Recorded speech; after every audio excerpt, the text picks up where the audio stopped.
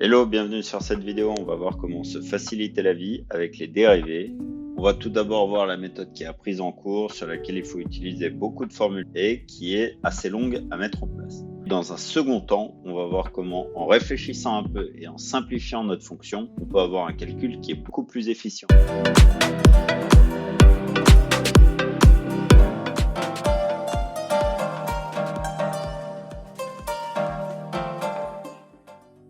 On va prendre une fonction f de x qui vaut 1 sur x racine de x. On reconnaît une fonction composée, on peut écrire f de x sous la forme u de v de x, avec v de x qui va valoir x racine de x et u de grand x qui va valoir 1 sur grand x. Alors, comment on dérive f de x? Alors, rappel de cours sur la dérivée d'une fonction composée, on a f' de x qui vaut u de v de x' qui est égal à u' de v de x fois v' de x. V de x est de la forme a fois b, donc v' de x s'écrit a' fois b plus a fois b'. Dans notre cas, on a donc x' fois racine de x plus x fois racine de x'. X' vaut 1, donc on se retrouve avec racine de x, et la dérivée de racine de x, ici c'est à apprendre par cœur, vaut 1/2 de 1 sur racine de x, qu'on multiplie donc à x. On a x qui vaut racine de x fois racine de x, et donc on peut simplifier notre équation, on se retrouve avec racine de x plus 1/2 de racine de x, ce qui nous fait 3/2 de racine de x. On a ici calculé la dérivée de v de x. On a ici u de grand x qui vaut 1 sur x. La dérivée u' de grand x qui vaut moins 1 sur grand x carré. Alors ici, on utilise aussi une formule que l'on connaît par cœur et on voit dans la suite comment on va simplifier tout ça et arrêter d'apprendre des formules par cœur. On remplace dans cette formule grand x par v de x et donc u' de v de x qui vaut moins 1 sur x fois racine de x le tout au carré, et donc ça fait moins 1 sur x cube. On rappelle la formule écrite au-dessus, u' de v de x fois v' de x. Donc on utilise les calculs que l'on a fait précédemment.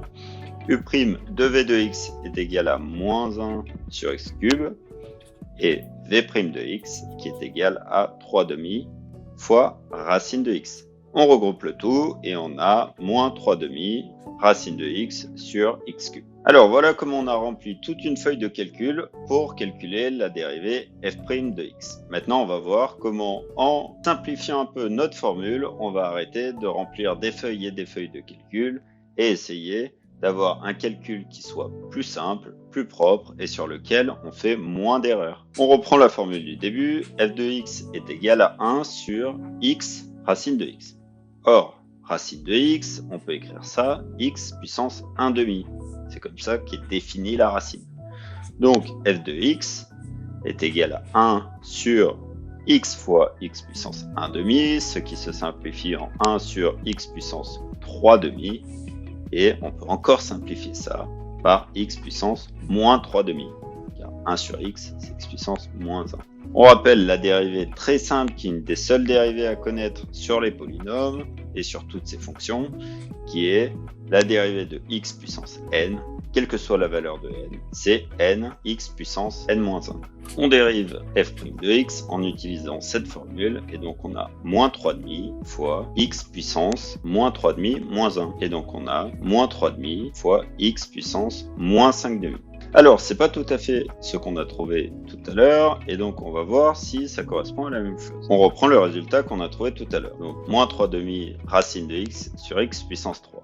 Donc, racine de x est égal à x puissance 1/2, c'est la définition de racine de x, et donc on va simplifier notre calcul. On monte le x puissance 3 sur le dénominateur en passant x puissance moins 3. Donc, moins 3/2 fois x puissance 1/2 fois x puissance moins 3. On met tout ça sous le même dénominateur pour les puissances et on a bien moins 3/2 fois x puissance 5/2.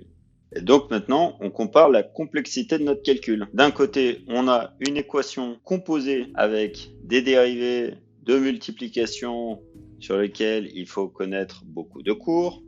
On a des dérivés complexes qu'il faut apprendre par cœur comme racine de x, qu'on doit apprendre par cœur pour savoir que c'est 1/2 de 1 sur racine de x. On verra dans une autre application de cours que il ne faut pas du tout apprendre par cœur cette fonction, mais qu'il faut utiliser notre fonction x puissance n. De la même façon, on a notre 1 sur grand X où il faut apprendre par cœur dans le cours que ça vaut moins 1 sur grand X2, ce qui est encore une aberration car on peut toujours utiliser la même formule, x puissance n prime. Et donc, on a tout ce grand calcul qui nous donne un résultat ici qui est peu exploitable finalement parce que on doit encore utiliser la connaissance sur la définition de la racine, etc. pour finalement en tirer le bon résultat avec l'écriture la plus simple possible. Et on va comparer ça par rapport aux deux lignes de calcul qu'on a faites ici. Si on récapitule, on peut se complexifier tous les problèmes de mathématiques en faisant des applications bêtes et méchantes du cours. Mais l'objectif, c'est de se simplifier la vie au maximum. Ici, on peut utiliser le cours sur de multiples exemples et avoir un très beau résultat, mais on a une probabilité de faire des erreurs qui est très forte. On peut se tromper dans plusieurs dérivés, on a beaucoup de dérivés à faire. On a beaucoup de cours à connaître où on peut essayer de se simplifier la vie, essayer de travailler intelligemment et d'arriver à faire une dérivée qui est très simple, sur laquelle on a un calcul en deux lignes et sur lequel on va pas faire d'erreur. Et on retrouve bien notre résultat en deux lignes de calcul. Merci d'avoir regardé cette vidéo. On se retrouve tout de suite sur une autre vidéo dans laquelle on va regarder plus en profondeur comment on peut appliquer la dérivée de x puissance n sur plein de cas de figure.